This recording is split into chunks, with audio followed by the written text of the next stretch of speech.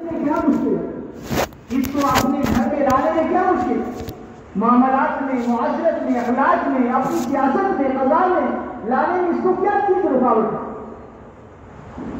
جب یہ کہہ رہا ہے، زبان سے دعویٰ ہے کہ اللہ کے نبی سچے نبی اور ان کا دین دنیا میں غالب ہو کر رہے، حضور صلی اللہ علیہ وسلم نے فرمایا اپنی بیٹی حضرت فاطمہ رضی اللہ عنہا سے، اے میری بیٹی رو مت، تیرے باپ کا لایا ہوا دین ہر کچے پکے سوتی اونی خیمے میں پہنچ کر رہے، اس میں ضرور داخل ہو، اور یہ وہاں تک جائے گا جہاں رات اپنا اندھیرا ڈالتی ہے، اور یہ وہاں تک جائے گا جہاں دن کی روشنی آتی ہے، اور ہر انسان کو اس میں داخل ہونا پڑے گا، چاہے عزت سے داخل ہو یا ذلیل ہو کر اس کے اندر آئے، رسوا بن کر آئے یا عزت کے ساتھ آئے، ایک دن اسلام کو قبول کرنا پڑے گا۔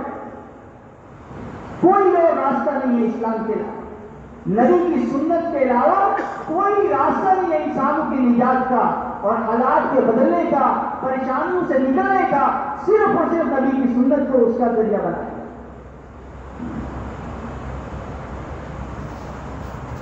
امام مالک رحمہ اللہ جو مدینے کے بڑے امام تھے، فرماتے تھے نہیں اصلاح الامہ الا مصلحہ ولہا، ہرگز اس زمانے کی اصلاح نہیں ہو۔ یہ اپنے زمانے والوں کے بارے میں کہہ رہے ہیں، جو تابعین کا زمانہ ہے، کتنے خیر کا زمانہ، جس کے بارے میں آپ صلی اللہ علیہ وسلم نے فرمایا ثم الذین یلونہم ثم الذین یلونہم، بیٹی زمانہ میرا، پھر اس کے ساتھ جو ملا وہ زمانہ، پھر اس کے ساتھ جو ملا زمانہ۔ ان تین زمانوں کو اللہ کے نبی خود خیر پر فرما کر گئے، یہ تینوں خیر کے زمانے تھے، اور اس زمانے کے بارے میں فرما رہے ہیں کہ ہرگز اس دور کی اصلاح نہیں ہوگی سوائے اس طریقہ محنت سے، اس ترتیب محنت سے جس ترتیب پر اللہ کے نبی کے زمانے میں لوگوں کی اصلاح ہوئی۔ اور حضور صلی اللہ علیہ وسلم نے فرمایا اول صلاح هذه الامہ بالیقین والزہد، اس زمانے کے پہلے طبقے کی اصلاح، اس زمانے کے پہلے طبقے کی اصلاح اللہ کے ساتھ کامل یقین کے ساتھ ہوئی، اللہ پر کامل اعتماد اور بھروسہ تھا ان کا، اور ان کو دنیا سے بے رغبتی تھی، آخرت کے شوق اور رغبت والے تھے۔ انما ہممنا الآخرہ، صحابہ فرماتے تھے ہمارا مقصد، ہمارا مقصود زندگی صرف اور صرف آخرت، ہم دنیا میں آخرت کے لیے جیے، کونوا من ابناء الآخرہ ولا تکونوا من ابناء الدنیا۔ حضور صلی اللہ علیہ وسلم نے فرمایا کہ آخرت کے بیٹے بنو، آخرت کے سپوت بنو، دنیا کے سپوت نہ بنو۔ حضرت معاذ بن جبل رضی اللہ عنہ کو جب یمن کی طرف بھیجا تو آپ صلی اللہ علیہ وسلم نے فرمایا یا معاذ ایاک والتلاعب، اپنے آپ کو دنیا کی زیب و زینت میں لگنے سے بچا، کہیں ایسا نہ ہو کہ تم وہاں جا کر دنیا کی زیب و زینت میں کھو جاؤ، دنیا کی محبت تمہارے تمہیں گھر کر جائے اور تم آخرت کو بھول جاؤ۔ پھر فرمایا ان عباد اللہ لیسوا بالمتناعمین، اللہ کے نیک بندے وہ دنیا کی زیب و زینت میں اور دنیا کی چمک دھمک سے متاثر نہیں ہوتے۔ ان للہ عبادا فطنا طلقوا الدنیا وخافوا الفتنہ، امام شافعی رحمۃ اللہ کے اشعار میں ہے کہ اللہ کے نیک بندے وہ تو اللہ کی عبادت میں، اللہ کی رضا کو لینے میں، آخرت بنانے کی فکر میں بس لگے رہتے ہیں، ان کا دنیا میں جینا وہ آخرت کے لیے ہے، وہ اللہ کے لیے ہے، ہر وقت اس جستجو میں ہے میرا اللہ مجھ سے کیسے راضی ہوتا ہے، اس لیے کہ اللہ کی رضا سب سے بڑی چیز ہے، وَرِضْوَانٌ مِّنَ اللَّهِ أَكْبَرُ، اللہ کا راضی ہو جانا یہ اس دنیا اور آخرت کی سب سے بڑی نعمت ہے۔ جنت کی نعمتیں ملنے کے بعد اللہ پاک فرمائیں گے، جنت کی نعمتیں ملنے کے بعد فرمائیں گے اُحِلُّ عَلَيْكُمْ رِضْوَانِي، میں آج اپنی رضا تم پر حلال کرتا ہوں، فَلَا أَسْخَطُ عَلَيْكُمْ بَعْدَهُ أَبَدًا، آج کے بعد تم سے میں کبھی ناراض نہیں ہوں۔ اس اعلان سے جو خوشی ہوگی جنت والوں کو وہ جنت کی کسی بھی نعمت سے نہیں ہوگی۔ اللہ کا راضی ہو جانا ان وجدتنی وجدت کل شیء ان فقدتنی فقدت کل شیء۔ اللہ جل جلالہ حدیث قدسی میں فرماتے ہیں میرے بندے اگر مجھے پا لیا تو سب کچھ پا لیا، سب کچھ مجھے دے، اور مجھے کھو دیا تو سب کچھ تو نے کھو دیا۔ فاتک الخیر کلہ، ہر خیر تجھ سے چھوٹ گئی، دنیا اور آخرت کی ہر خیر تجھ سے دور ہو گئی اگر میں تجھ سے دور ہو گیا۔ قیامت کے دن اللہ جل جلالہ فرمائیں گے فمن أعرض عن ذكري فإن له معيشة ضنكا ونحشر يوم القيامة أعمى قال رب لم حشرتني أعمى وقد كنت بصيرا قال كذلك أتتك آياتنا فنسيتها وكذلك اليوم تنسى۔ کہ دنیا میں جس نے ہمارے احکامات سے منہ موڑا، ہماری یاد سے اعراض کیا، آخرت سے اعراض کیا، ہمارے نبی کی سنت سے اعراض کر لیا، ہم اس کی دنیا کی زندگی بھی تنگ کر دیں، سب کچھ ہوتے ہوئے پریشان کر دیں۔ پہلا عذاب اللہ کی طرف سے یہ آتا ہے، اللہ کی نافرمانی پر سب سے پہلا عذاب اللہ ان کی دنیا کی زندگی تنگ کر دیتا ہے۔ اور ایک بڑے عالم کو بڑی عجیب بات فرما رہے تھے، سب سے پہلا عذاب انسانوں کی عقلوں پر نازل کیا جاتا ہے، ان کی سمجھ الٹ ہو جاتی ہے۔ جیسے ایک بڑے امام کا قول ہے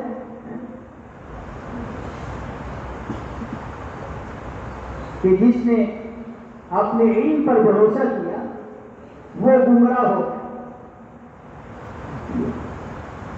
جس نے اپنی عقل پر بھروسہ کیا اس کی عقل خراب ہو جاتی، جس نے اپنے مال پہ بھروسہ کر لیا اس کا مال ہلاک ہو جاتا ہے، اور جس نے اللہ پہ بھروسہ کیا اس کی عقل بھی صحیح رہتی ہے، اس کا علم بھی صحیح رہتا ہے، اور اس کا مال بھی ٹھیک ٹھیک رہتا ہے۔ اللہ پہ بھروسہ کرنے کا، اللہ علم کو ٹھیک رکھتے ہیں۔ آج سب سے بڑی مصیبت جو نازل ہو چکی ہے کہ ہمارا علم ہی غلط ہو چکا ہے۔ نہ جاننا ایک درجے کی جہالت ہے، اور غلط جاننا کہ میں جانتا ہوں لیکن غلط جانتا ہے۔ اب اس بیچارے کو موت تک توبہ کی توفیق نہیں ہوتی، یہ اپنی جہالت میں ڈوبا ہوا دنیا سے چلا جائے، اس لیے اس کو دوہری جہالت کہا جائے، غلط جاننے کو دوہری جہالت کہا جائے۔ اور قرآن کی ابتدا میں اللہ نے اس کا اقرار کروایا ہم سے، الف لام میم ذالک الکتاب لا ریب فیہ، یہ وہ کتاب ہے جس سے کوئی شک و شبہ کی گنجائش نہیں، اس کی ہر بات سچی ہے اور تسلیم کرنے کے لیے ہے، ماننے کے لیے۔ ومن اصدق من اللہ قیلا، اللہ سے زیادہ کون سچا ہے، اللہ کے نبی سے زیادہ کون سچا ہے؟ سب سے بڑے سچے اللہ ہیں، اللہ کے نبی صلی اللہ علیہ وسلم۔ اگر عقل کے 100 حصے کیے جائیں تو ایک حصہ اس کائنات میں تقسیم کیا گیا، ساری مخلوق کو اللہ نے ایک حصہ دیا عقل کا، اور 99 حصے اللہ نے اپنے محبوب صلی اللہ علیہ وسلم کو عطا فرمائے۔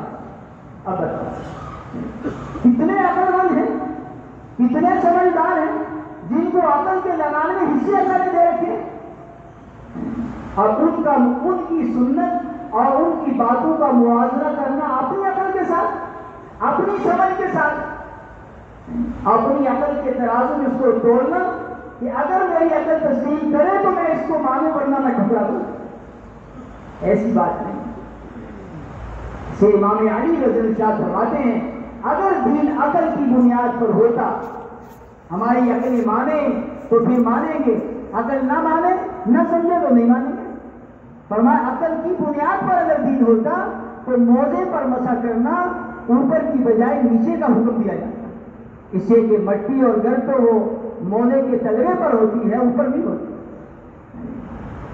نیچے مٹی لگی ہوتی ہے، اس کو صاف کیا جائے، یہ حکم ہوتا ہے، اور حکم کیا ہے کہ اوپر مسح کرنا۔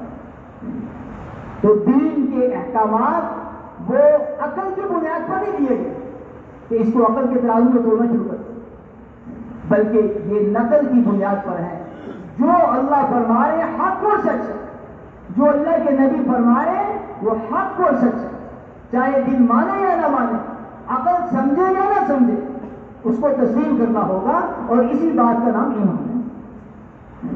مرنے کے بعد تو کافر بھی کہیں گے، کافر بھی کہیں گے ہم ایمان لے آئے، وہ بھی اللہ کے نبی کو تسلیم کر جائیں گے، اللہ کی ربوبیت کے وہ بھی قائل ہو جائیں گے۔ یہ دنیا آزمائش کی جگہ ہے، دنیا امتحان کی جگہ ہے، اور ہم غیر پر ایمان لائے ہیں، مشاہدے پر ایمان نہیں لائے۔ ایمان بالغیب ہے ہمارا، اللہ کو دیکھا نہیں ہے، اللہ کو مانتے ہیں، نبی صلی اللہ علیہ وسلم کو دیکھا نہیں ہے، دیکھا نہیں اور آپ نے ایمان ہے، قرآن کو اتر کو بھی نہیں دیکھا، دیکھا ہم نے، ایمان ہے، یہ اللہ کی کتاب ہے۔ ایمان غیب کی چیزوں کا نام ہے، بن دیکھی ہوئی چیزوں کا نام ایمان نہیں ہے۔ وہ ایمان تو کافر کو بھی قیامت کے دن حاصل ہو جائے گا، لیکن اس کا کوئی اعتبار نہیں کیا جائے گا۔ اعتبار غیب کے ایمان کا کیا گیا۔ یؤمنون بالغیب، ایمان والوں کی پہلی صفت یہ بیان کی ہے، الذین یؤمنون بالغیب، وہ غیب کی باتوں پر یقین کرنے والے ہیں۔ قبر کو دیکھا نہیں ہے، ایمان ہے، قیامت کو دیکھا نہیں ہے، ایمان ہے، جنت کو دیکھا نہیں ہے، ایمان ہے، جہنم کو نہیں دیکھا، اس پر ایمان ہے۔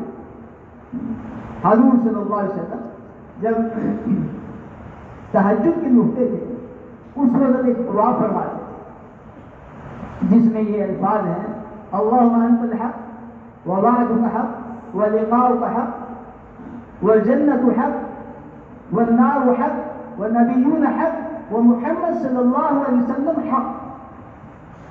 اے اللہ آپ سچے ہیں، آپ کی بات سچی ہے، پہلے انبیاء علیہ السلام جو آئے وہ بھی سچے نبی،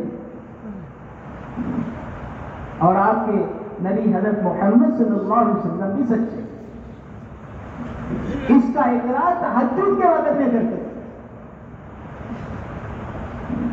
یہ دعا امت کو سکھلائی جا رہی ہے کہ تم اللہ کو ایسے مانو جیسے وہ اپنی ذات و صفات میں ہے۔ گزر جا عقل سے آگے کے لیے دور، چراغے راہ منزل نہیں، وہ دلوں میں تو آتا ہے، سمجھ میں نہیں آتا، بس میں جان گیا اس کی پہچان یہی ہے۔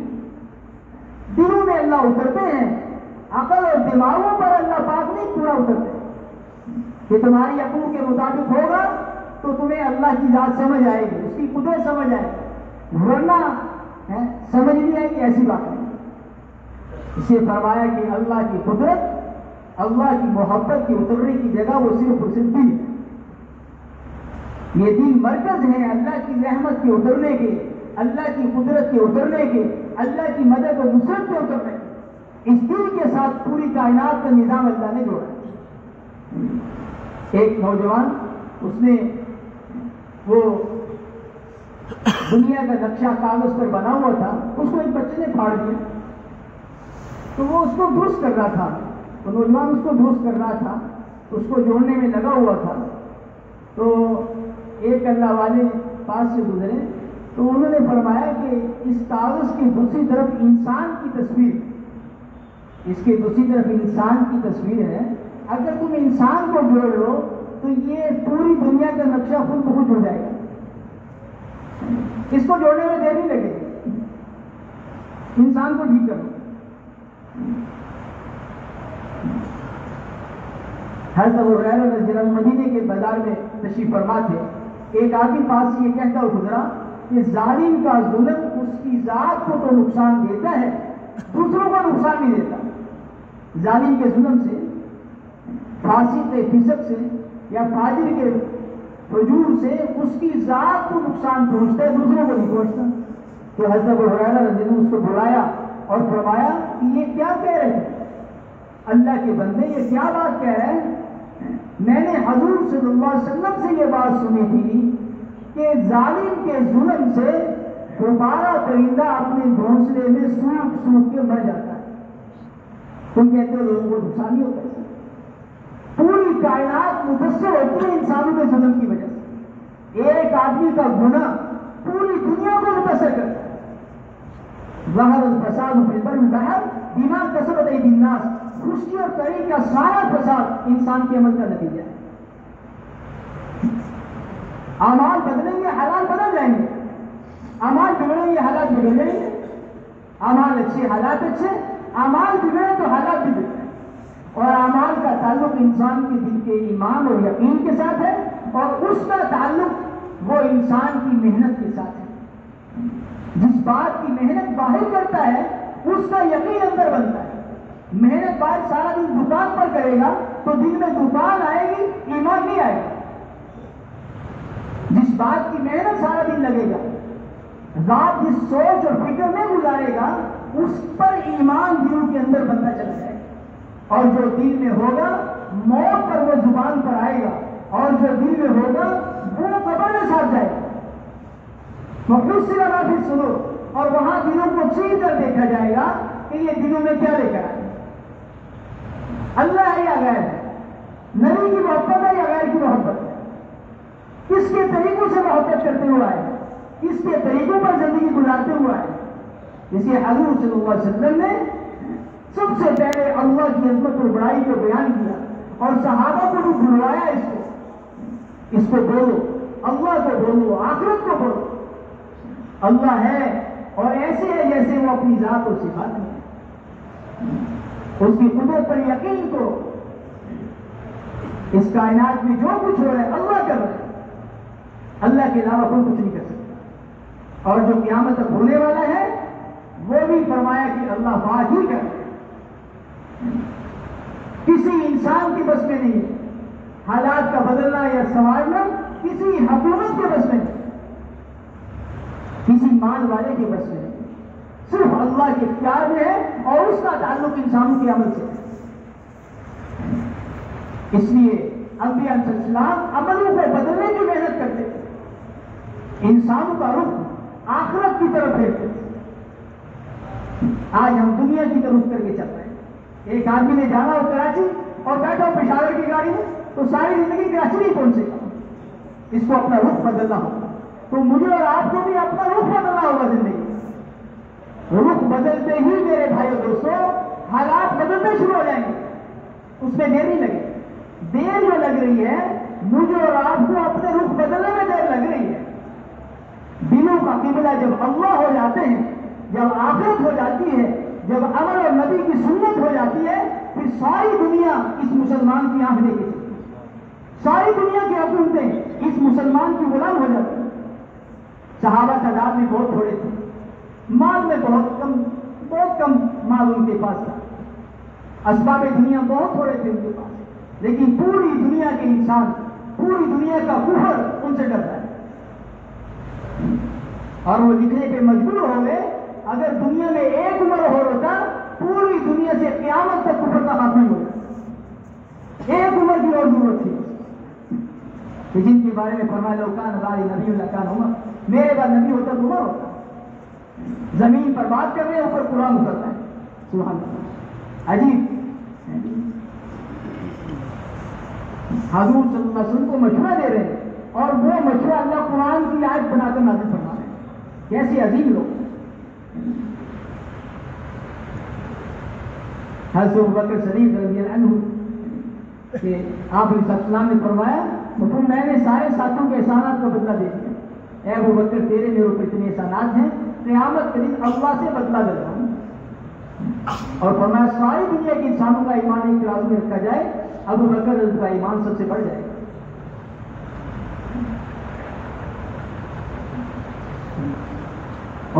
اور یہاں تک پہنچنے میں ایک محنت کریں، اتنی آسانی سے یہاں نہیں پہنچے۔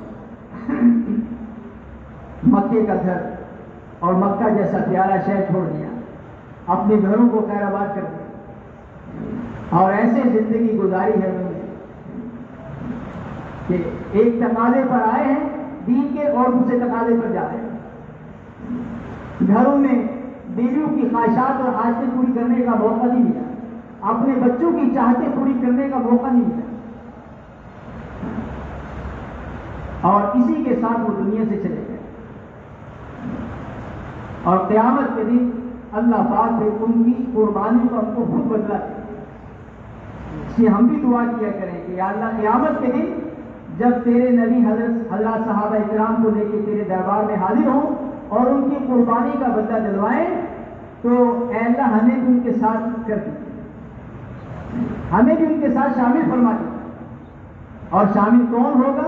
من تشبہ بالقوم فہو، اگر ان کے راستے پہ چلے گا، ان کے طرز زندگی کو اختیار کریں گے، ان کی ڈگر پر چلیں گے، ان کی سوچ پر چلیں گے، ان کے جذبات پر چلیں گے، اور ان کا جذبہ ایک ہی تھا، ایک ہی سوچ تھی، یا تو دنیا میں اللہ کا دین زندہ ہوگا یا ہماری قبر اللہ کے راستے میں بنے گی۔ پوری دنیا میں صحابہ کرام کی قبریں موجود ہیں، اور وہ تجارت کرنے نہیں گئے، وہ اپنے بچوں کو پالنے کی فکر میں نہیں گئے، اللہ کے دین کو دنیا میں زندہ کرنے کے جذبے سے گئے۔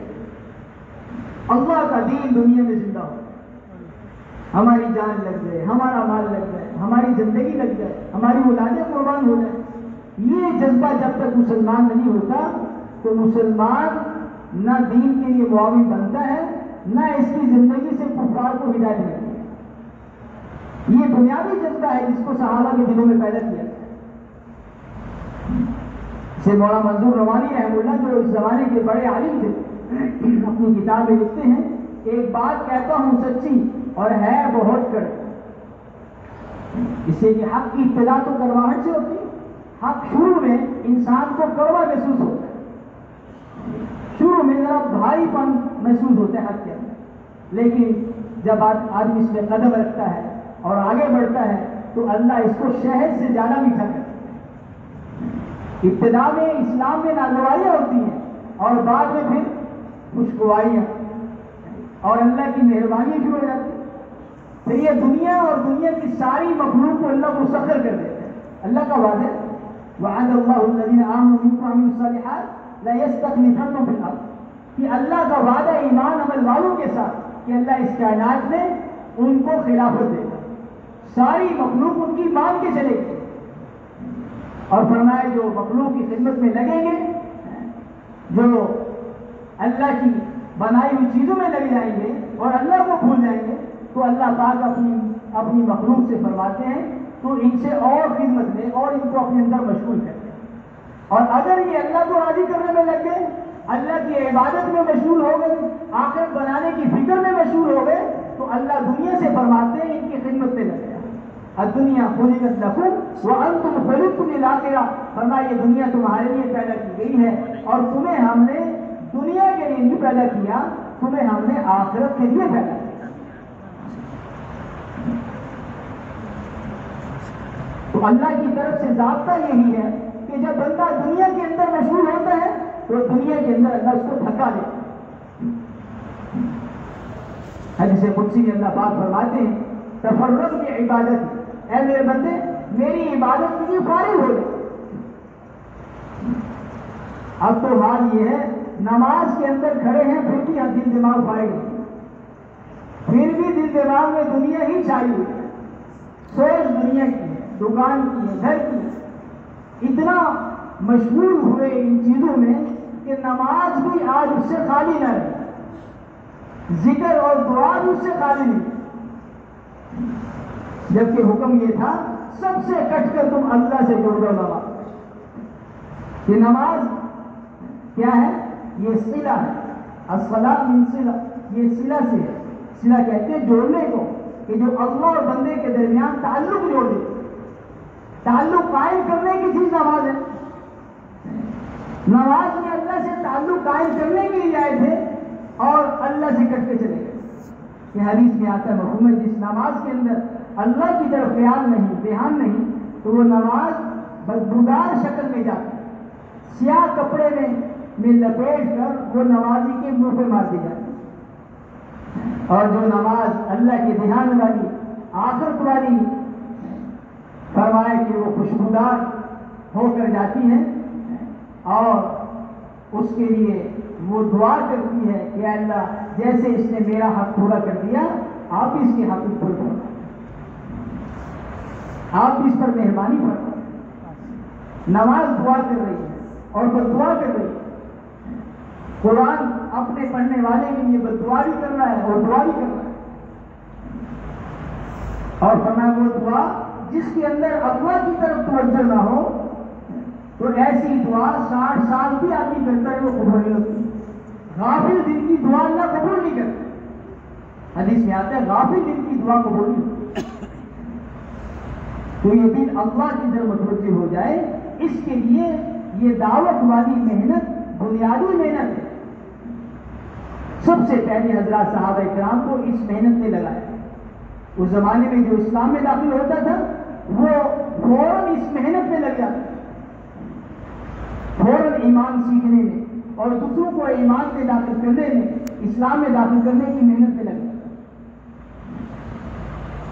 کہ صحابہ کرام کا معمول لکھا ہوا ہے، وہ جب اپنے ساتھیوں میں بیٹھتے تھے فوراً ایمان کے تذکرے شروع کر دیتے، فوراً آخرت کے تذکرے شروع کر دیتے کہ دلوں میں ایمان ایسے پرانا ہو جاتا ہے جیسے کپڑا پرانا ہو جاتا ہے، اور دلوں میں ایمان کو ایسے زنگ لگ جاتا ہے جیسے لوہے کو پانی لگنے سے زنگ لگ جاتا ہے، ایسے ایمان کو زنگ لگ جاتا ہے. اور فرمایا اس سے صفائی کی صورت جو ہے وہ موت کی یاد ہے، قرآن کی تلاوت ہے. حضرت عمر رضی اللہ عنہ ابو موسیٰ عشری رضی اللہ عنہ فرمایا کرتے تھے قرآن پڑھو اور ہمیں ہمارے رب کا شوق دلاؤ. قرآن پڑھو اور ہمارے رب کا ہمیں شوق دلاؤ، ہمارے رب کی یاد دلاؤ ہمیں قرآن کے ذریعے. اے بلال اذان دو، ہمارے دل کو راحت پہنچاؤ، ہمارے دل کو راحت بتاؤ کہ دلوں کی راحت اور ٹھنڈک. کیا فرمایا کہ نماز میری آنکھوں کی ٹھنڈک نماز ہے. مجھے دنیا میں 3 چیزیں محبوب ہیں، خوشبو، عورت اور فرمایا کہ میری آنکھوں کی ٹھنڈک نماز ہے. اور جس کے بارے میں حضور صلی اللہ علیہ وسلم زندگی کی آخری دور الصلاۃ الصلاۃ اور نماز کا ایمان، اے میری امت نماز پڑھتے رہے، نماز پڑھتے رہے. اور آج امت کا 90% حصہ تقریباً نماز چھوڑ دیتا ہے. اور حدیث میں آتا ہے الصلاۃ و عماد الدین، یہ نماز دین کا ستون ہے. من اقامہا فقط اقام الدین، جس نے اس کو قائم کیا اس نے پورے دین کو قائم کر دیا، اور جس نے اس کو چھوڑا پورے دین کو گرانے میں وہ لگ گیا. اس حدیث کی روشنی میں دیکھا جائے تو امت کا 90% حصہ اسلام کو گرانے میں لگا ہوا ہے، اور زبان سے کہتے ہیں ہم اسلام دنیا میں زندہ کرنا چاہتے ہیں، اور نماز چھوڑ کر نہ اسلام کو گرانے میں مشغول ہے. اللہ کے نبی نے فرمایا کہ نماز کو قائم کرنا ایسا ہے پورے دین کو اس سے قائم کیا. اسی حضرات صحابہ کرام حضور صلی اللہ علیہ وسلم سے نماز سیکھتے تھے. فرمایا نماز جاندار ہوگی زندگی شاندار ہوگی. اور نماز وہی نماز ہے، نماز وہ نماز وہ اصل نماز ہے جو انسان کے اندر سے گناہوں کو ختم کرے، اللہ کی نافرمانی کو ختم کرے. ہر عمل کا ایک تاثر ہے، نماز کا ایک تاثر ہے، روزے کا ایک تاثر ہے، ایک اس کا اثر اللہ نے رکھا ہے. زکوٰۃ کا ایک تاثر، زکوٰۃ کا اثر کیا ہے؟ وہ مال کو پاکیزہ کر دیتی ہے. روزے کا اثر کیا ہے؟ انسان کو تقویٰ نصیب ہوتا ہے، دلوں کی صفائی کا ذریعہ ہے روزہ. اور فرمایا نماز کے حیائی اور بری باتوں سے تمہیں روک دے. اور دعوت کہ شیطان وہاں تک بھاگتا ہے جہاں تک اذان کی آواز جاتی ہے. کیا اذان دعوت ہے؟ جتنی دعوت سے شیطان کو تکلیف ہوتی ہے اتنا کسی اور حکم سے نہیں ہوتی، کسی اور عمل سے نہیں ہوتی. واضح طور پر حدیث میں آتا ہے اذان ہوتی ہے شیطان بھاگتا ہے جہاں تک آواز ہے. اور جب لوگ نماز میں کھڑے ہوتے ہیں، صفے بناتے ہیں، تو پھر شیطان ان کے درمیان آئے. نماز بہت طاقتور عمل ہے، لیکن شیطان کے بھاگنے کا ذریعہ وہ دعوت بن رہی ہے. شیطان کی بھاگنے کا ذریعہ وہ دعوت کو بنائے گا. ہر عمل کی خاص تاثیر ہے، وہ عمل ہوگا تو اس کی تاثیر ملے گی. نماز کی اپنی تاثیر ہے، روزے کی اپنی تاثیر ہے، زکوٰۃ کی اپنی تاثیر ہے، حج کی اپنی تاثیر ہے. حج والا کبھی فقیر نہیں ہوتا، اللہ حاجی کو غنی رکھتے، عمرہ کرنے والے کو اللہ غنی بنا دے. لیکن آج محنت نہ ہونے کی وجہ سے اعمال کی شکل تو رہ گئی، اعمال کی حقیقت اندر سے نکل گئی۔ اعمال کی صورت ہے، نماز کی صورت، روزے کی صورت، حج کی صورت۔ لوگ حج میں گناہ پر معافی تو مانگتے ہیں، توبہ نہیں کرتے۔ بیت اللہ کا غلاف پکڑ کر بہت معافی مانگتے ہیں، بہت روتے ہیں، لیکن توبہ زبان سے تو توبہ کہہ رہے ہوتے ہیں، توبہ کی حقیقت نہیں معلوم ہوتی کہ توبہ ہے کس چیز کا نام۔ توبہ تو زندگی کے بدلنے کا نام ہے، اور ہمارے حج کے مقبول ہونے کی علامت بھی یہ ہے اس کے بعد تمہاری زندگی میں واضح تبدیلی آ جائے، زندگی بدل جائے۔ وہ حج اللہ کے یہاں مقبول ہو گیا، وہ عمرہ اللہ کے یہاں مقبول ہو گیا، جس کے بعد زندگی بدل گئی۔ اور اگر نہیں بدلی تو اب اس کو محنت۔ اس سے پہلے لوگ کئی سال حج سیکھتے تھے، اللہ کے گھر کی طرف جانا پہلے سیکھتے تھے کہ اللہ کے گھر میں جانا ہے، ایسے بن کے جائیں کہ وہاں سے بدل کے آئے، وہاں سے بدل کے آئے۔ اور نماز انسان کی زندگی میں تبدیلی لانے کی بڑا ذریعہ، اللہ نے بڑا سبب اس کو قرار دیا۔ لیکن چونکہ نماز سیکھی نہیں ہے، کسی عالم کی خدمت میں جا کے نماز نہیں سیکھی، اس سے نماز پڑھنے سے تبدیلی نہیں۔ نماز پڑھی اللہ کے حکم کے مطابق اور نبی کے طریقے کے مطابق، لیکن دکان پر بیٹھتے ہی ملاوٹ شروع کر دی، غلط ہونا شروع کر دیا۔ دکان کی بھی ایک نماز ہے کہ وہاں سچ بولا جائے، اس سے کہ سچا تاجر قیامت کے دن نبیوں کے ساتھ ہوگا۔ سچا تاجر کس کے ساتھ ہوگا؟ نبیوں کے ساتھ ہوگا۔ تجارت کی سچائی، امانت داری، معاملات کی سچائی اور امانت داری، اس سے کہ عبادات کے احکامات 25% ہیں اور معاملات اور معاشرت 75% احکامات اس کے ساتھ۔ اسلام میں 75% جو احکامات ہیں وہ معاملات اور معاشرت کے متعلق ہیں، 25% عبادات کے متعلق بدلائے گئے۔ لیکن یہ ضروری ہے کہ پہلے عبادات کا رخ صحیح ہوگا تو اس کے معاملات اور معاشرت میں دین آئے۔ اگر عبادات صحیح طریقے پر نہ آ سکی تو معاملات اور معاشرت میں بھی دین نہیں آ سکے۔ حضرت فرماتے تھے مولانا مسعود صاحب رحمہ اللہ، لوگوں میں دین آئے گا دعوت کے راستے سے، ایمان آئے گا دعوت کے راستے سے، اور معاملات کی خرابی سے نکل جائے گا۔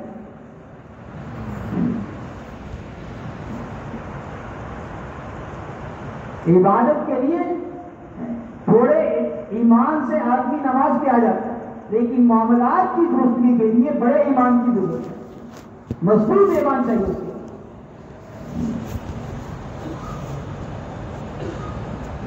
تو حضور صلی اللہ علیہ وسلم کی اس محنت سے انسانیت کا ایک روح بدل، صحابہ کی زندگی میں انقلاب آیا، اور ایسی زندگی بنی کہ جس رخ پر صحابہ اکرام چلے ہیں وہ علاقے اسلام میں داخل ہوتے چلے، ان کی زندگیاں لے کر۔ ہماری طرف بھی لمبے چوڑے بیانات اس زمانے میں نہیں ہوتے، ایک جملہ کہتے تھے، کونوا مثلنا، اے لوگوں ہماری طرح ہو جاؤ، ہمیں دیکھو، ہمارے دن، ہماری راتیں، ہماری صبح، ہماری شامیں، ہماری عبادت، ہماری معاملات، معاشرہ دیکھو۔ اگر اس میں تمہیں کوئی جھول نظر آتا ہے، کوئی کمی نظر آتی ہے تو ہمیں بتاؤ۔ وہ عین سنت کے مطابق ان کا سارا دین اور اسلام پورا سنت کے مطابق ہو چکا ہے، اس لیے ان علاقوں کے لوگ اسلام میں داخل ہوتے چلے گئے۔ انہوں نے اپنے طرز زندگی کو صحابہ کے مطابق کر لیا، لباس صحابہ کے مطابق کر لیے، حتیٰ کہ زبانیں وہ صحابہ والی زبانیں بولنے لگے۔ عربی زبان نہیں تھی ان علاقوں میں، اور عربی بولنے لگے، عربی سیکھی انہوں نے کہ یہ ان لوگوں کی زبان ہے جو سچ بولتے ہیں، جن کے معاملات کھڑے ہیں، جن کی عبادات ہیں وہ ان کے نبی کے طریقے پر ہے، جن کا اللہ سے مضبوط تعلق ہے، جو دنیا میں آخرت کی سوچ اور فکر کے ساتھ زندگی گزارتے۔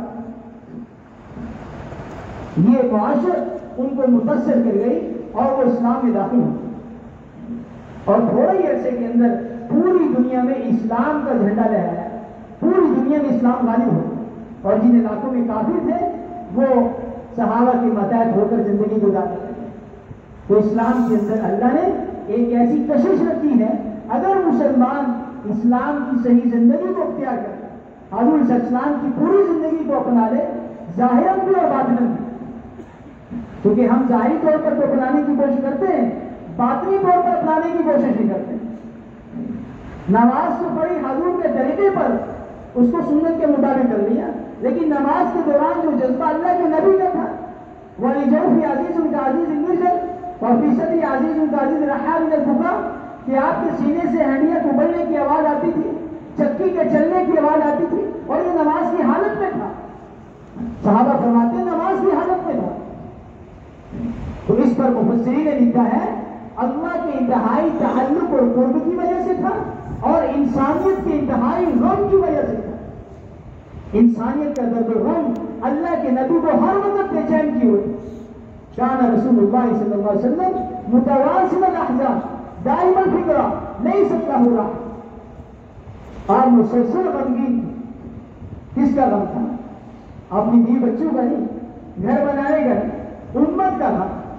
امت کا درد و غم اور فکر ہر گھڑی ایک بے چینی اور اضطراب میں تھی، میری امت کا کیا بنا. اپنی وفات پر بھی آپ ایک بے چینی اور بے قراری کی حالت، میرے بعد میری امت کا کیا بنا. تو اللہ نے اس بے چینی پر یہ خوشخبری دی، اے نبی جی ہم آپ کو آپ کی امت کے بارے میں خوش کرتے ہیں، آپ کو پریشان نہیں کریں. تو اللہ نے یہ کتنا بڑا کرم فرمایا، اس کو ہمیں اس کا اللہ معاف فرمائے، استہزار نہیں اس بات کہ جس کام کے لیے اللہ نے نبیوں کو بھیجا اور امام الانبیاء صلی اللہ علیہ وسلم کی ساری زندگی جس میں لگی، آپ کا جان، آپ کی مال، آپ کی عزت، آپ کا سب کچھ اس محنت میں لگے. کیونکہ دعوت سے پہلے تو آپ کو مکے کے مشرک بھی شادی کو امین نہیں کہتے تھے، ہیں جی، سب شادی کو امین کہتے تھے. آپ سچے ہیں، آپ امانت دار ہیں. جب آپ نے دعوت دی ہے تو انہوں نے آپ کو شاعر، مجنون اور دیوانہ نعوذ باللہ کہنا شروع کر دیا. آپ شاعر ہیں، مجنون ہیں، دیوانے ہیں. ایک صحابی حضرت منیب ازدی رضی اللہ عنہ وہ فرماتے ہیں زمانے جاہلیت میں میں نے دیکھا کہ حضور صلی اللہ علیہ وسلم لوگوں کو اللہ کی طرف بلا رہے تھے اور یہ بات فرما رہے تھے، یا ایھا الناس قولوا لا الہ الا اللہ تفلحوا، اے انسانوں اس کلمے کو کہہ لو کامیاب ہو جاؤ گے. تو جو آپ یہ بات کرتے تھے فوراً آپ کو پتھر مارے جاتے تھے. آگے سے یہ سنو بول رہے ہیں، آپ کے چہرے پر نعوذ باللہ مٹی پھینکی جاتی. پھر ایک بچی، معصوم بچی آپ کے پاس پانی کا پیالہ لے کر آئی اور میں نے دیکھا کہ اللہ کے نبی نے اپنے ہاتھ اور چہرے کو دھویا اور اپنی اس بچی کو تسلی دی، اے میری بیٹی، اے میری بیٹی، اپنے باپ کے اس طرح ذلیل و رسوا ہو جانے سے اور اس طرح دین کے لیے پریشان ہو جانے سے تو گھبرا مت. آپ اپنی بچی حضرت زینب رضی اللہ عنہ ان کو تسلی دے، اور حضرت فاطمہ ان کو کیا تسلی دے رہے کہ باپ کا لایا ہو دین ہر کچے پکے سوتی ہونی خیمے میں داخل ہو کر، اور فرمایا تم میرے ایک ہاتھ پر سورج لا کے رکھ دو، ایک ہاتھ کے چاند لا کے رکھ دو، پھر بھی اس کام کو چھوڑنے کے لیے تیار، دین کی دعوت چھوڑنے کے لیے تیار، اور تم ایسے کرو سورج سے شعلہ لے آؤ، جبکہ یہ تمہارے بس کی بات نہیں ہے. اگر تم کر بھی لو گے فرض محال، پھر بھی میں اس دعوت کے کام کو نہیں چھوڑوں. اور وہ اپنی عورتیں پیش کر رہے ہیں، اپنا مال پیش کر رہے ہیں، مکے کی حکومت پیش کر رہے ہیں، اور آپ کیا فرما رہے ہیں؟ میں ان باتوں کے لیے دنیا میں آئی، میں تو چاہتا ہوں تم سب اسلام کو قبول کرو، اسلام میں داخل ہو، اللہ کو رب مانو، مجھے اپنا نبی تسلیم کرو، میں تو تمہارے پاس یہ دعوت لے کر آیا. تو حضرات صحابہ کرام نے حضور صلی اللہ علیہ وسلم کا کامل اتباع کیا اور اللہ پاک نے کامل اتباع کا حکم دیا. یہ دعوت و تبلیغ کی محنت میرے بھائی دوستوں ہمارے اندر احساس ذمہ داری کو پیدا کرنے کی محنت. ابھی کام نہیں شروع ہوا، تبلیغ کا کام تو اس دن شروع ہوگا جب مسلمان اپنی زندگی میں عملی اسلام لے کر کفار کو اسلام کی دعوت دیں گے. اور ابھی تو کہا جا رہا ہے مسلمانوں میں محنت کرو، مسلمانوں میں محنت کرو. پوری دنیا میں کوئی ایسا مسلمان ملک نہیں دکھا سکتے جس میں 100% اسلام ہو. مسلمانوں کے ملکوں میں ایسا ایک شہر نہیں دکھا سکتے جس میں 100% اسلام ہو. تو پھر کفار کو اسلام کی دعوت کیسے دی جائے؟ حضور صلی اللہ علیہ وسلم کے زمانے میں جب کفار کی طرف تبلیغ کا کام شروع ہوا، جب آپ صلی اللہ علیہ وسلم نے صحابہ کو تیار کیا کہ اب میں چاہتا ہوں کہ یہ کلمہ، یہ پیغام دنیا کے بادشاہوں تک پہنچ جائے، میرا یہ پیغام لے کے دنیا کے بادشاہوں تک پہنچ جاؤ، تو ان کی زندگی میں 100% اسلام آ چکا. کوئی ایک صحابی نہیں ہم دکھا سکتے جو اللہ کے حکم کو توڑنے والا ہو، نبی کی سنت کو چھوڑنے والا ہو. ایک صحابی نہیں دکھا سکتے. ایسا اسلام اور ایسی زندگی کو لے کے جب نکلے ہیں تو پھر ملکوں کے ملک اسلام میں داخل ہو، اس میں دیر نہیں لگی. آج بھی کفار کی اسلام میں داخلے میں دیر نہیں لگے گی، دیر لگ رہی ہے میرے اور آپ کی وجہ سے. ہم اگر اپنے آپ کو بدل لیں اور اس مبارک محنت کو اپنا مقصد بنائیں، یہ احساس ہمارے اندر پیدا ہو جائے کہ یہ محنت میری محنت ہے اور یہ میری زندگی کی ذمہ داری ہے، اس لیے اللہ نے مجھے مسلمان پیدا کیا، حضور کی امت میں پیدا کیا. میں حضور صلی اللہ علیہ وسلم کا امتی ہوں اور آپ والا کام میرا کام ہے، یہ میری ذمہ داری ہے، ساری دنیا کے انسانوں تک پہنچنا میرے ذمہ ہے. جب یہ احساس پیدا ہوگا اور اس کے مطابق پھر زندگی بنائی جائے گی تو اللہ کفار کو جو ہے وہ دلوں کے اندر اسلام میں داخل کرتے ہیں. تو اس کے لیے گزارش کی جاتی ہے کہ ہم اس کام کو اپنا کام بنائیں. اور کام وہی ہوا کرتا ہے جس میں انسان دل دماغ لیتا ہے، جس میں اپنی زندگی کی صلاحیتیں، استعدادیں اور فکریں لگاتا ہے. اب سارا دن تو ہم نے دکان کو ساری صلاحیت استعداد کو لگائے دنیا کی چیزوں پر اور امید رکھے اللہ سے اسلام دنیا میں پھیلتا ہے. تو ان خیال اس کو مہار اس کو جو ایسا کیسے ہو؟ تو اس سے میرے بھائی دوستوں یہ چلا یا 4 مہینے یہ صرف سیکھنے کی ایک ترتیب ایک شکل ہے، ورنہ یہ کام نہیں ہے کہ ہم چلنے کے نکل جائیں، سال کے نکل جائیں. صحابہ اکرام چلنے کے لیے تبلیغ نہیں کرتے، نہ 4 مہینے کی تبلیغ کرتے. وہ تو زندگی لگانے کی تبلیغ کرتے تھے، اسی کو جانتے تھے. ایک آواز لگتی تھی مدینہ میں تو سارے جمع ہو جاتے اور پھر ان کی تشکیل ہوتی تھی کہ جاؤ فلاں علاقے میں اللہ کا دین زندہ کرو، وہاں کے لوگوں پر محنت کرو حتیٰ کہ سب اسلام میں داخل ہو. اور اگر وہ نہیں ہوئے تو تم پھر واپس نہ. اسے صحابہ کی بہت کم قبریں مکہ اور مدینہ کے علاقے، پوری دنیا ان کی قبریں موجود ہیں اور اس بات پر دلالت کر رہی ہیں کہ ہم نے اسلام کو دنیا میں پھیلایا. اسلام کو پھیلاتے پھیلاتے ہماری قبریں دنیا کے ملکوں میں بنی. حضرت عباس رضی اللہ کے 10 بیٹے دنیا کے مختلف ملکوں میں ان کی قبریں. کتنے ہزار صحابہ وہ اردن میں دفن. تو یہ مختلف جگہوں پہ صحابہ اکرام کا دفن ہو جانا اس بات کی کھلی دلیل ہے کہ وہ اسلام کے لیے انہوں نے اپنا سب کچھ لگایا. اور میرے بھائی دوستوں، نقل و حرکت اس سنت کی حیات ہے اور جنون اس سنت کی موت ہے. کنتم خیر امت اخرجت للناس، اے امت محمدیہ تمہیں سارے انسانوں کے لیے اللہ نے بھیجا. اللہ کرے یہ ہمارے دل میں اتر جائے گا کہ اللہ نے ہمیں سارے دنیا کے انسانوں کے لیے بھیجا. آج ایک بیوی اور 2 بچوں کی فکر میں ساری زندگی لگی. ایک بیوی 2-3 بچے ہیں، اس کو سنبھالنے میں ساری زندگی اور سائیکل لگا، جبکہ یہ زندگی ساری انسانیت کی امانت تھی اور سارے انسانوں تک اللہ کا پیغام پہنچانا یہ ہمارے ذمہ ہے. اور فرمایا اللہ کی جو مدد آتی ہے وہ بقدر ذمہ داری کی ہوتی ہے. جتنا احساس ذمہ داری آتا چلا جائے گا کہ میں حضور صلی اللہ علیہ وسلم کا امتی ہوں، نبی والا کام میرا کام ہے، اس میں زندگی لگانا میری ذمہ داری ہے، اتنی اللہ کی مدد اور برکت اور رحمت ہمارے ساتھ ہو. صحابہ اکرام سے اللہ نے کیوں کام لیا کہ وہ اس احساس کے ساتھ زندہ تھے. اور ہم سے کام کیوں نہیں لیا جا رہا امت کی ہدایت کا؟ ہم اس احساس کے بغیر دنیا میں جی رہے ہیں. مسلمان تبلیغ میں بھی آنا جانا ہے، چلا 4 مہینے کی بھی ماشاء لگا رکھے ہیں، ملکوں میں 7 مہینے بھی لگا لیے لیکن ابھی تک یہ احساس نہیں پیدا ہوا کہ اللہ نے مجھے سارے دنیا کے سامنے بھیجا۔ فرمایا کہ 5 باتیں اگر امت میں زندہ ہو جائیں، 5 باتیں اگر امت میں زندہ ہو جائے تو اسلام دنیا میں غالب ہو جائے گا۔ اسلام کے غلبے میں دیر نہیں لگے کہ جب کہا جائے، جتنے وقت کے لیے کہا جائے، جب کہا جائے نکلو اللہ کے راستے میں، ان پرو خفاف ہوا دکھالا ہلکے ہو یا بوجھل نکلو اللہ کے راستے میں، جب کہا جائے، جتنے وقت کے لیے کہا جائے اور جہاں کے لیے کہا جائے کہ تمہیں امریکہ بھیجنا ہے، فرانس بھیجنا ہے، تمہیں آسٹریلیا بھیجنا ہے، جس ملک کی تشکیل کر دی جائے، 3 صفات یہ پہلی 3 بات، جب کہا جائے، جتنے وقت کے لیے کہا جائے اور جہاں کے لیے کہا جائے۔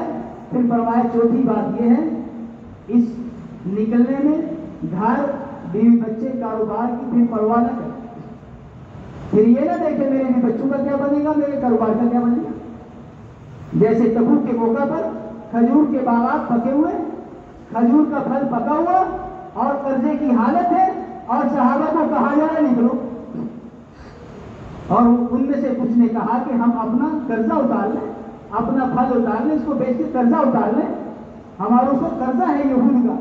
تو کیا فرمایا گیا، وَلَا تُلْقُوا بِأَيْدِيكُمْ إِلَى التَّهْلُكَةِ، ان سے کہہ دے اپنے آپ کو اپنے ہاتھوں ہلاک نہ کریں۔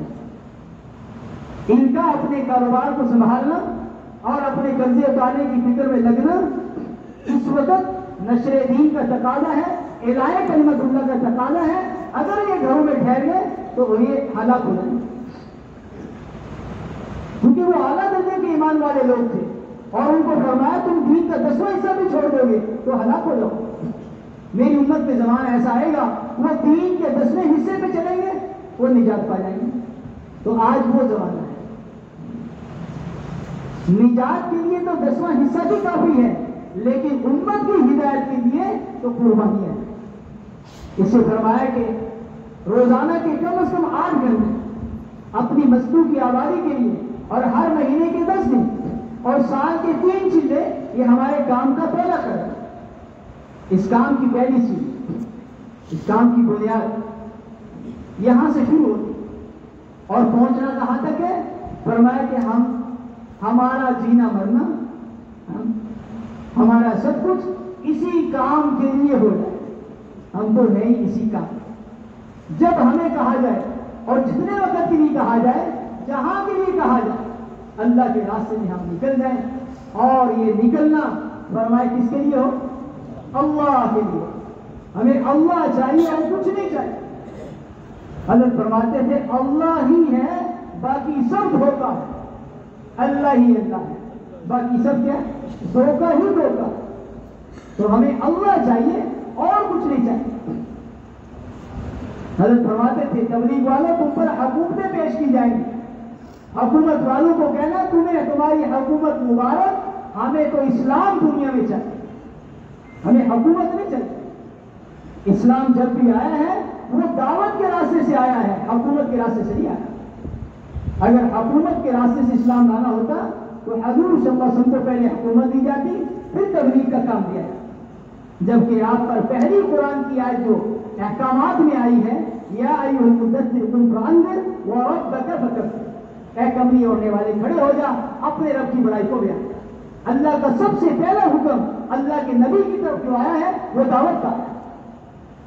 تو دعوت اسلام کی بنیاد ہے، اسلام کی ابتدا میں بھی دعوت، اسلام کے وسط میں بھی دعوت ہے، اور اسلام کی انتہا پر بھی دعوت ہے کہ اللہ نے حجۃ الوداع پر اسلام کو مکمل کیا۔ الیوم اکملت لکم دینکم واتممت علیکم نعمتی ورضیت لکم الاسلام دینا۔ اسلام کو حجۃ الوداع پر مکمل کیا گیا، اور پھر حضور صلی اللہ علیہ وسلم نے فرمایا فلیبلغ شاہد منکم الغائب، اب اس اسلام کو پوری دنیا میں پہنچا دو، پوری دنیا میں لے کے پھرو اللہ کے دین کو۔ تو صحابہ پھرے یا نہیں پھرے؟ میرے بھائی دوستو، اس سے فرمایا یہ پھرنا امت کی حیات ہے، امت کے دین کی حیات ہے۔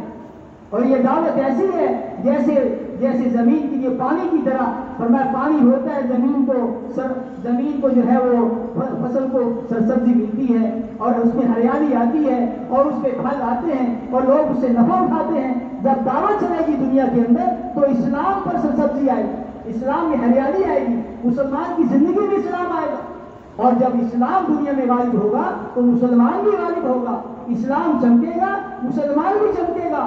جیسے حضرت عمر فرماتے تھے میری وجہ سے اسلام نہیں چمکا بلکہ عمر اسلام کی وجہ سے چمکا۔ ہاں، اسلام چمکے گا، مسلمان چمکے گا، اس لیے سب کچھ اسلام پہ لگانا،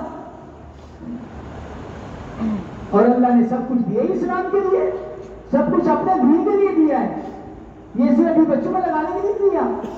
آج نفس و شیطان نے بڑا دھوکہ یہ دے دیا کہ یہ سب کچھ تجھے ملا ہے، یہ اپنے گھر پر لگانے کے لیے دیا ہے، گھر اچھا بنا لو، گاڑی اچھی لے لو، کہ بچوں کی زندگی اچھی بناؤ۔ نہیں، یہ سب کچھ اللہ نے اسلام کے لیے دیا ہے۔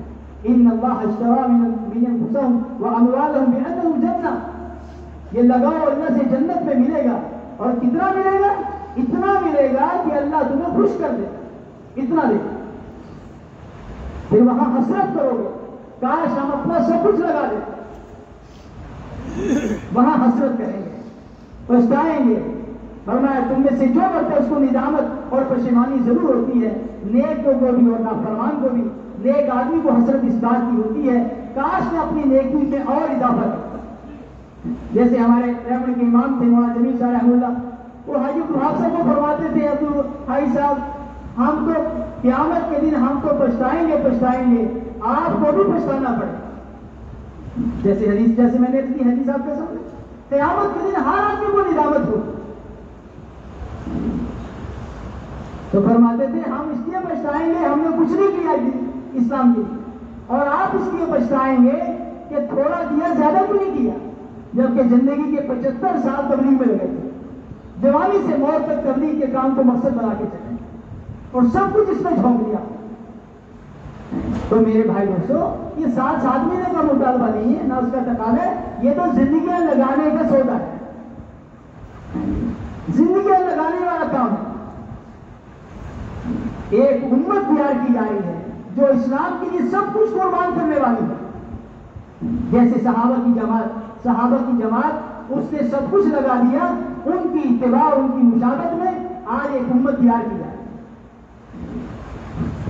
تو اس تبلیغ کے کام میں میرے بھائی دوستو بس قربانی در قربانی ہے۔ فرمائے کہ ہم اسلام کے لیے دروازہ تو بنے، دیوار نہ بنے، اسلام کے لیے سیڑھی تو بنے، چبوترا نہ بنے۔